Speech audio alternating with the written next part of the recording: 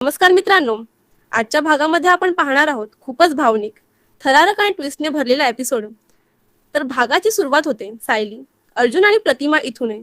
प्रतिमा सायली आणि अर्जुन सोबत बसलेली असते आणि ती तिच्यासोबत घडलेला सगळा इन्सिडेंट त्यांना सांगत असते. ती सांगते की मी जेव्हा त्या गोळ्या घ्यायचे ना, तेव्हा मला सुरुवातीला काहीच आठवायचं नाही, पण हळूहळू सुमन सोबत आणि तुमच्यासोबत राहून मला काही गोष्टी समजायला लागल्या.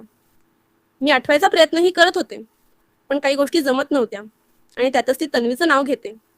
ती सांगते की ही तन्वी मुद्दाम काही ना काही करायची, मला विसरायला लावण्यासाठी. मी काही विसरते का हे पाहण्यासाठी ती नेहमी वाट बघायची, पण तिचा प्लॅन कधीच यशस्वी झाला नाही. हे ऐकून सायली आणि अर्जुन दोघेही शॉक होतात. जस अस्मिता बाळाला खेळवत बाहेर उभी असते आणि तेवढ्यातच चैतन्य तिथे येतो.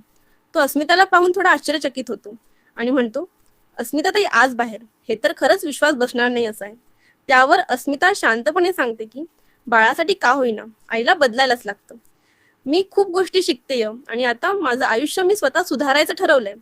चैतन्य तिचं कौतुक करतो, पण हे सगळं लांबून पाहणारा सचिन मात्र आता अस्मितावर संशय घ्यायला लागतो.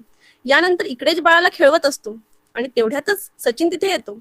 तो थोडा वेळ थांबतो आणि मग मी कामावर जातो असं सांगून निघून जातो.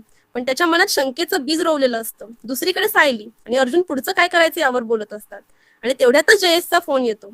अर्जुन फोन उचलतो आणि जय सांगतो की शांता मावशीला बोलायचं आहे.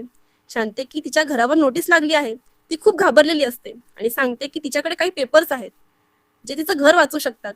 ती अर्जुनला विनंती करते की काहीतरी करा. तेव्हा अर्जुन तिला सांगतो की तुमचा जीव धोक्यात आहे, त्यामुळे तुम्ही एकट्या जाऊ नका, जयला सोबत घ्या. आणि मग तो जयलाही सांगतो की शांता मावशी सोबत जा, पेपर्स घेऊन लगेच परत या आणि मला सतत अपडेट देत राहा. इकडे मात्र प्रिया वेगळ्याच प्लॅन मध्ये असते. तिला अधिराजला भेटायला जायचं असतं आणि म्हणूनच ती अश्विनासोबत खूप प्रेमाने वागायला लागते. त्याला मिठी, त्याला गोड बोलते आणि सांगते की तिला सारिकाकडे जायचं आहे पार्टीसाठी. अश्विन तिच्यावर पूर्ण विश्वास ठेवतो आणि तिला परवानगी देतो. प्रत्यक्षात प्रिया अधिराजला भेटायला जाते. राजासोबत ती खूप वेळ घालवते. तो तिला गिफ्ट देतो, तिचं कौतुक करतो आणि तिच्या प्रत्येक गोष्टीवर लक्ष ठेवतो. इथे सगळ्यात मोठा ट्विस्ट म्हणजे अधिराज गाडीत कॅमेरा लावून ठेवतो आणि प्रियाचे सगळे पुरावे रेकॉर्ड करतो. दुसरीकडे सचिन पूर्णपणे बदललेल्या अवतारात, तोंडाला मास्क लावून एका वकिलाला धमकावताना दिसतो. तो म्हणतो की महिपतची केस नीट हाताळ आणि नागराजवर आरोप टाक. ते सायली आणि अर्जुन आईस्क्रीम खायला बाहेर गेलेले असतात. दोघं खूप दिवसांनी एकत्र वेळ घालवत असतात. सायली स्ट्रॉबेरी आईस्क्रीम आणि अर्जुनला तिचं आईस्क्रीम हवं असतं.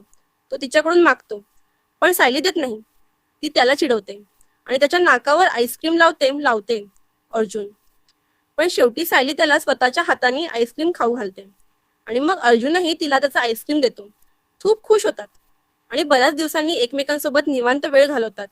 त्याचा फोन येतो. तो सांगतो की पेपर्स मिळाले आहेत आणि ते सुरक्षित आहेत आणि अर्जुन दोघांनाही दिलासा मिळतो. दुसरीकडे प्रिया अधिराजासोबत वेळ घालवून घरी परत येते. ती दबक्या पावलांनी घरात शिरते, कारण तिने घरी खोटं सांगितलेलं असतं. दिवशी सकाळी सगळे नाश्त्याच्या टेबलवर असतात. अर्जुन घाईघाईने कामाला निघतो आणि डब्बा न घेता जातो. त्याच्या मागे धावते डब्बा देण्यासाठी आणि तिथे दोघांमध्ये गोडसा क्षण घडतो. मुद्दाम फ्लाइंग किस मागतो आणि शेवटी सायलीला द्यावाच लागतो. शेवटी येतो सर्वात मोठा धक्का. अचानक बातमी पसरते की अर्जुनच्या गाडीत एक डेड बॉडी सापडली आहे आणि पोलिसांनी अर्जुनला अटक केली आहे. हे ऐकून प्रतिमा आणि सगळेच हादरून जातात. पुढे काय होणार? अर्जुन खरंच अडकणार का, की यामागे प्रियाचा मोठा प्लॅन आहे? हे पाहणं खूपच रंजक असणार आहे.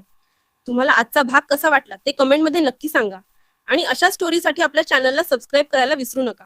चला तर मग भेटूया पुढच्या भागात. तोपर्यंत टाटा, बाय.